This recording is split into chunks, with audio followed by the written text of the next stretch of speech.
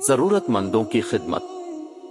हज़रत उमर सल्लल्लाहु अलैहि वसल्लम के खिदमत खुल्क का अंदाज भी बड़ा निराला था। गलियों में गश्त लगाते ही थे। निज़ाम खिलाफत ऐसा बनाया था कि कोई ज़रूरतमंद महरूम ना रहने पाए। हुक्काम और उम्माल भी ऐसे मुतय्यन फरमाए थे जो हर वक्त राहत रसानी की फिक्र में कोशा रहते। साथ में खुद अमीर अल मोमिनीन हज़रत उमर फारूक भी ज़रूरतमंदों की हाजत पूरी करने में लगे रहते। बल्कि अब की जिंदगी पूरी इंसानियत की खिदमत में गुजरी।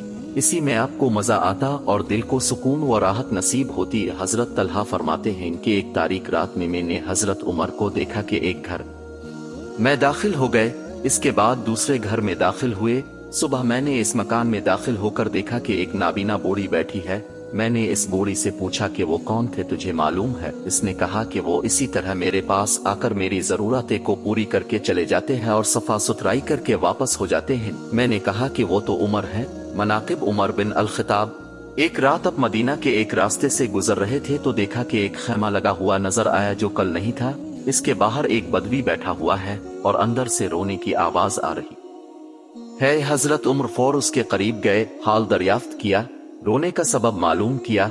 उसने कहा कि मेरी बीवी दर्देजा में मुब्तला है और कोई खातून नहीं जो इस मुश्किल वक्त में मेरी छोटी मदद कर सकेगा। हजरत उमर घर तशरीफ लाए। अहलिया मोहतरमा हजरत उम कुलसूम सल्लल्लाहु अलैहि वसल्लम से फरमाया कि अल्लाह ताला ने आज तुम्हें नेकी कमाने का एक मौका दिया है, क्या तुम इससे फायदा उठाओगी? बीवी ने कहा कि जरूर, अब बतलाइए क्या काम है?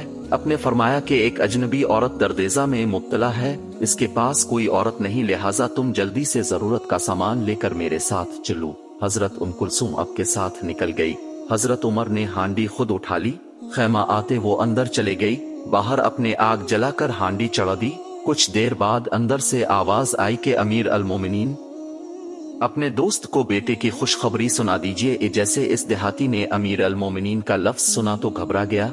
अपने फरमाया कि घबराओ नहीं, इत्मीनान रखो। फिर जो खाना तैयार हुआ था अंदर दे दिया कि इस खातून को खिलाया जाए।